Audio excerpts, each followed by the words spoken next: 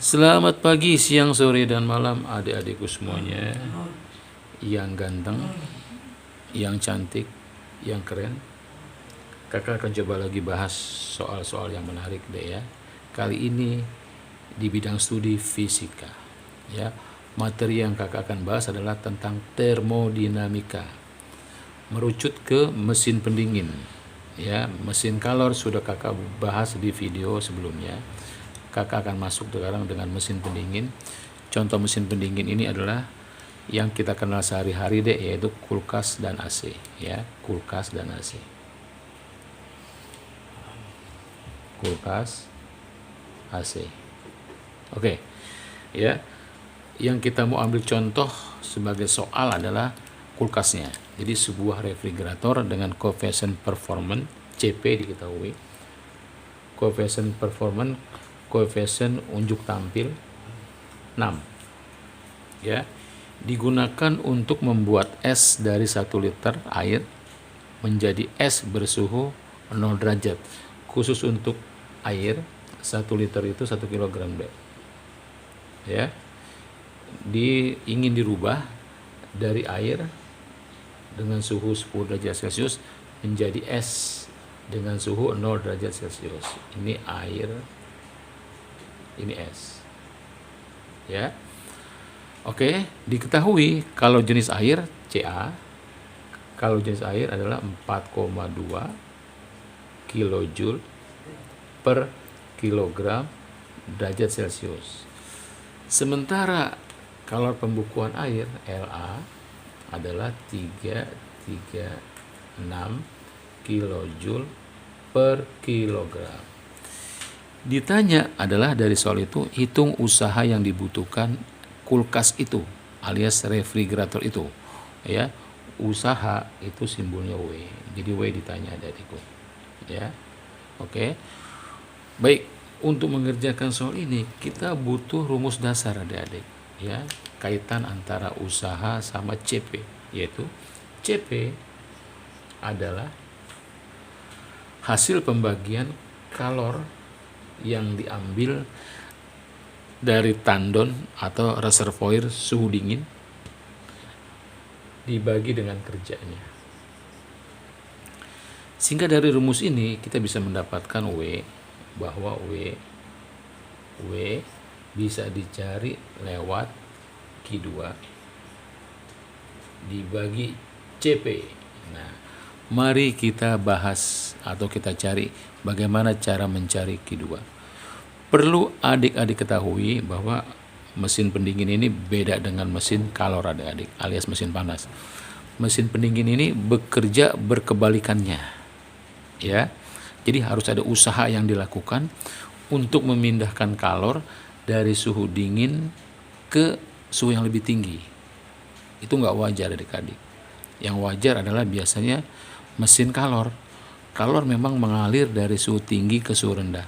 Tapi khusus untuk mesin pendingin, kalor mengalir dari suhu dingin ke suhu rendah. Dan itu harus ada usaha dari luar deh.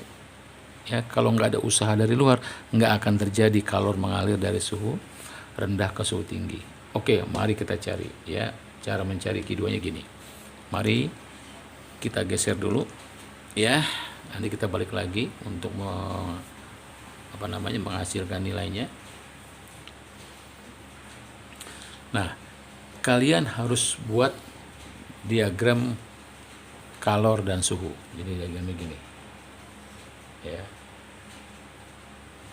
Nah, gitu ya. Ini posisi 0 derajat Celcius, ini 0 derajat Celcius.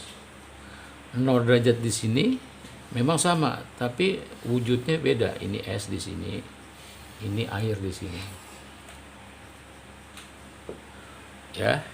Nah, sementara 1 kilogram air atau 1 liter air itu mula-mula suhunya 10 derajat. Jadi di sini kita buat 10 derajat Celcius. Ya. Dia harus mengeluarkan ya, dia harus diusahakan dari luar untuk melepaskan kalor dari 10 derajat sampai 0 sini karena 0 di sini masih air, 0 di sini sudah jadi es, ya. Jadi diperlukan usaha, Dek, untuk memindahkan kalor, ya, dari 10 derajat dari benda padat, katakanlah dari benda air menjadi es, menjadi padat. Jadi harus ada kalor yang dibuang. Ini kita bisa hitung, katakanlah gini, ini adalah kita bikin Ki A, ini kita bikin Ki B. Jadi Ki 2 itu adalah Ki A ditambah Ki B. Ya, kalor yang dilepaskan ketika air berubah suhunya dari 10 ke 0. Jadi ada kalor yang dilepaskan. Kita masukin adalah pakai rumus MC delta T, massa kalor jenis delta T, ditambah, ya, besarnya kalor yang dikeluarkan ketika ketika air berubah menjadi es, ya, M, ya, itu rumusnya, ya, rumus untuk mendapatkan Q2.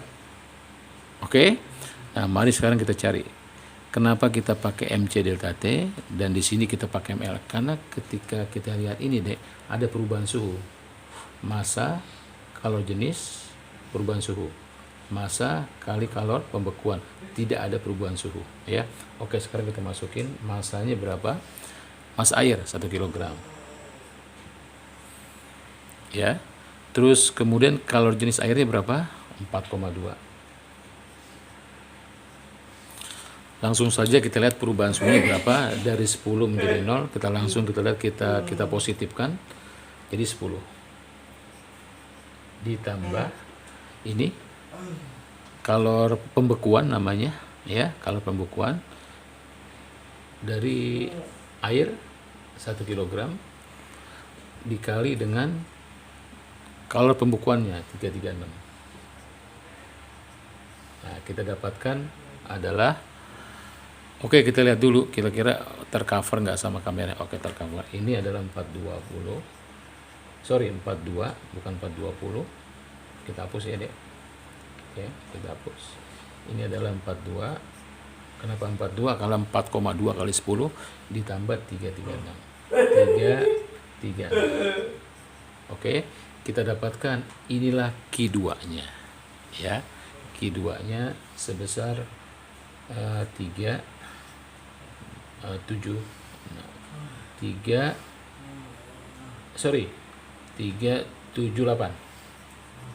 kilojoule, ya. Oke, inilah Q2-nya. Lalu sekarang untuk mencari usahanya berapa, yuk kita geser lagi ke tempat semula, ya. Kita udah tahu rumusnya. Untuk mencari W adalah W jadi W adalah Q2 per CP.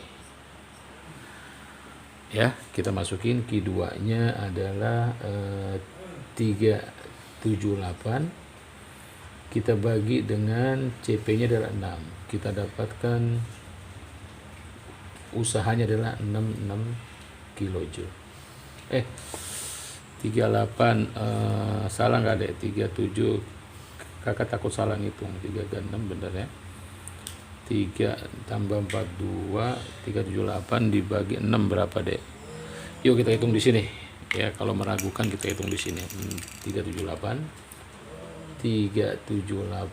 dibagi 6. 6. Ini kita bikin 36. Oh, 63, sorry. Ya, bukan 66 tapi 63. Inilah usaha yang harus dilakukan oleh refrigerator alias kulkas untuk merubah 1 liter